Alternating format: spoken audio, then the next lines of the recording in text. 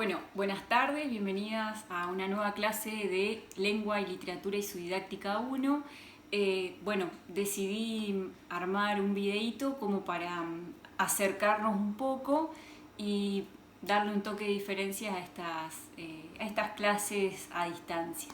En esta oportunidad vamos a hablar sobre la competencia literaria. En clases anteriores habíamos estado hablando sobre que el ser humano para comunicarse tiene y usa las competencias comunicativas.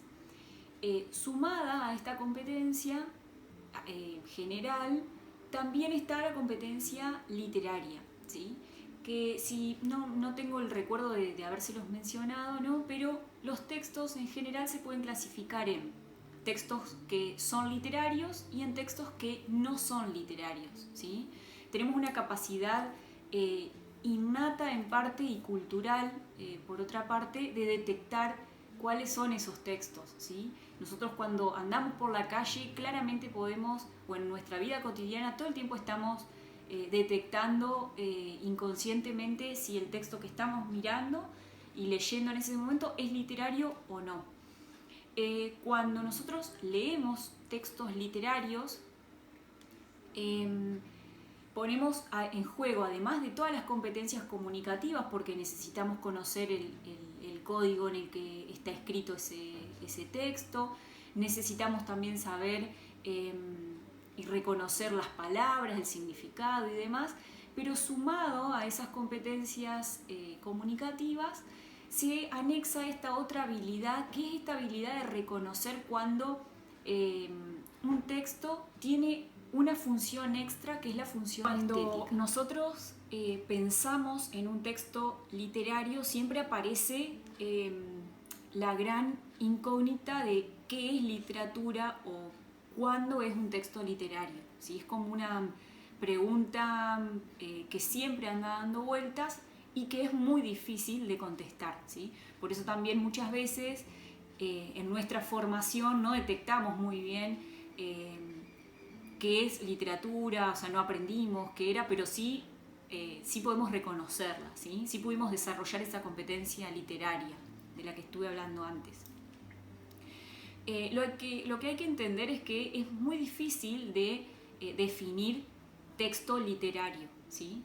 Nosotros lo que vamos a hacer ahora es detallar características generales y particulares en realidad de los textos literarios, es decir, que las características que a continuación yo voy a desarrollar son características que debe tener y que tiene un texto literario.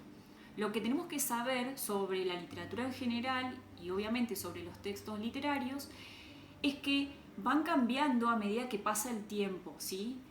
Lo que se consideraba literatura, pensemos en el siglo XV, probablemente hoy ya lo hayamos descartado, o por el contrario, lo que no se consideraba literario, hoy en día sí se está considerando literario, ¿sí? Por dar un ejemplo, las cartas. Hoy en día es muy común encontrar, sobre todo en novelas, que son textos más extensos, es muy común encontrar cartas, ¿sí? De un personaje a otro. Y antes, estoy pensando en el siglo XIX, ¿sí? No hace tanto tiempo atrás, digamos, una carta nunca hubiese sido un texto literario, ¿sí? Era un medio de comunicación de ese momento. Por eso es algo muy interesante esto de pensar de que lo que se considera literario va cambiando a medida que pasa el tiempo. Otro ejemplo muy claro es el caso de los mitos o de las leyendas. Antiguamente, para los pueblos, esos textos eran religiosos, no se consideraban, ni se observaban, ni se leían como literarios como los leemos ahora, ¿sí? Por eso es importante también pensar que los textos literarios son productos sociales, no solamente porque el lenguaje, que es el medio a través del cual se llevan a cabo, es social, ¿sí? Es producto de la sociedad, sino también que tienen roles al interior de la sociedad y nos brindan muchas veces mucha información de la sociedad en la que circulan, ¿sí? O en la que circulaban. A continuación voy a detallar cuáles son esas características que les son propias a todos los textos literarios, ¿sí? Acá no vamos a estar haciendo diferencia entre cuento, novela, poesía, no. Vamos a hablar en general de todos. El primero es que el discurso literario es un discurso ficcional, ¿sí? Toda la historia es creada, es ficción. ¿Cómo se crea esa realidad, ese micromundo? A través de las palabras, ¿sí? Así que, por más que haya lugares o años o personajes que hayan existido o que existan en la realidad, en la historia que estemos leyendo, en alguna novela, en algún cuentito, eso va a pasar a formar parte de la ficción de ese texto literario, ¿sí? Nosotros como lectores, como lectoras, y los niños, ¿sí? lo van a aprender a hacer, para ellos muchísimo más fácil, para nosotros también, porque lo hacemos de manera inconsciente, es como que nos creemos eso que el autor inventa, ¿sí? El autor propone distintas cosas y nosotros hacemos una especie de pacto que se llama pacto de lectura, en el que no ponemos en duda las cosas que leemos en esa novela, en ese cuentito, o que estamos leyendo también en esa obra de teatro. Lo mismo nos sucede, si yo lo traslado no a la literatura sino al cine, lo mismo me sucede cuando yo estoy mirando una película, ¿sí? No pongo en duda algunos cabos sueltos que hayan quedado, ¿sí? Sino que lo acepto como, bueno, parte de la historia que ese productor armó para esa película. Lo mismo sucede en la literatura. En segundo lugar, no porque sea menos importante, sino por darle un orden a estas cualidades que tiene el texto literario, aparece esto de que el texto literario es un texto o un discurso connotativo. ¿Qué quiere decir? Que las palabras que vayamos a encontrar o las frases que vayamos a leer tienen un plus de significación, ¿sí? ¿Qué quiere decir? Que no solamente significa lo que significan las palabras o lo que nos dice el diccionario de esas palabras, sino que nosotros le vamos a atribuir significado, ¿sí? Porque otra característica de los textos literarios es que van dejando pequeños huequitos que nosotros vamos llenando y completando, por decirlo de alguna otra manera, con nuestras experiencias, con nuestros conocimientos, con nuestras competencias en sí. Bien, otra característica que es común a los textos literarios es que son discursos polisémicos, ¿sí? ¿Qué significa polisémicos? El prefijo poli significa mucho y semia o sémicos significa significados, ¿sí? Es decir, que lo que yo puedo leer lo puedo interpretar de distintas maneras.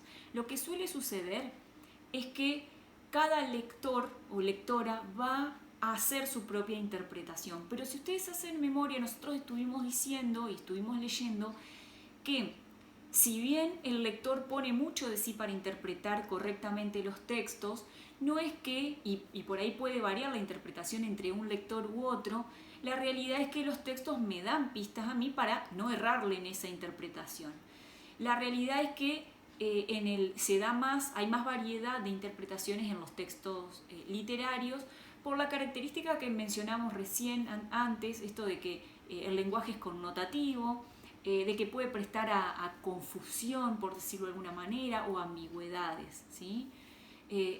Con eso tiene que ver esto de que el texto es polisémico. Muchas veces puede tener más de una interpretación y más de un sentido a propósito. La cuarta característica es que el texto literario es autorreferencial. ¿Qué quiere decir esto? Si yo me remito a lo que significa el prefijo auto, quiere decir a uno mismo o a mí mismo, ¿sí? Esta característica está muy relacionada a la primera, esto de lo ficcional.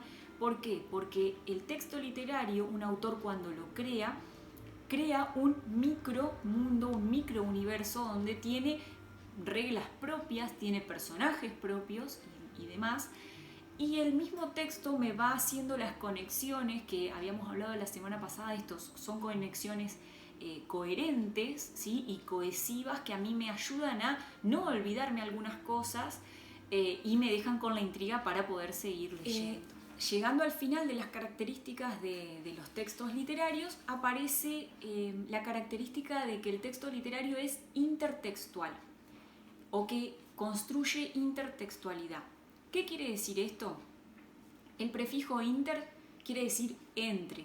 Intertextualidad quiere decir relación entre los textos, que si bien es una cualidad que no es exclusiva del texto literario, nosotros en otras materias, y ustedes en otras materias lo van a ver a eso, que los textos se ponen como en conversación entre ellos y aparecen unos dentro de otros. Es algo muy común que suceda en el mundo de los textos. Un ejemplo claro de intertextualidad sería las distintas versiones que hay del cuento tradicional o popular de Caperucita Roja, ¿sí? Fíjense que se mantiene por lo general el personaje, pero lo que cambia son las acciones, ¿sí? O los finales y demás. Tenemos un montón, podemos dar un montón de ejemplos de este estilo. En las canciones cotidianas, las canciones por ahí para adultos, también aparecen mucho esto de canciones de unos autores en las canciones de otros, ¿sí? Pero bueno, por ahí no lo conocíamos como con el nombre que tiene, que es fenómeno de intertextualidad.